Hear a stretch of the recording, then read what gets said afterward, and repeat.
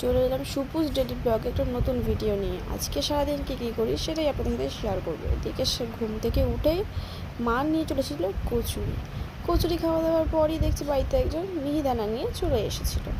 এদিকে মিহিদানা কিনেছি না, এদিকে একটু কাজ করে নিলাম, রান্না কাজকর্ম করে ঠোরে স্নান করে ফ্রেশ হয়ে নিলাম। আর বাইরে যা গরম পড়েছে, তো চলে গেলাম দেখতে ফ্রিজে কিছু আছে কিনা। ফ্রিজে খুলে কিছু স্যালাড কেটে রেখেছে, মা ডিপ খুললাম, কিছু খুঁজে পাচ্ছি না।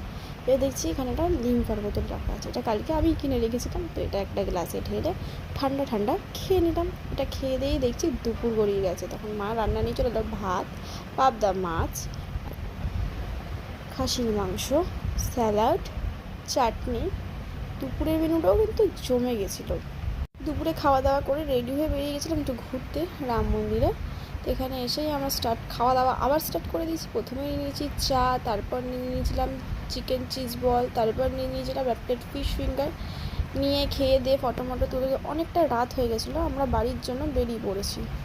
এদের সাথে আমি গেছিলাম, দিদিমা। এদিকে তো অনেক রাত্রির হয়ে গেছে, এখানে আমরা খাওয়া নিতে দাঁড়িয়েছিলাম। এখানে দিদি নাটক করছিল একটু। তো অনেকটা রাত হয়ে গেছে, 11:30টার মতো বাজে। বাড়ি ঢুকে তো ফ্রেশ হয়ে নিয়েছি। আজকের ব্লগ এইটুকুই। চলো দেখা হচ্ছে অন্য কোনো ব্লগে।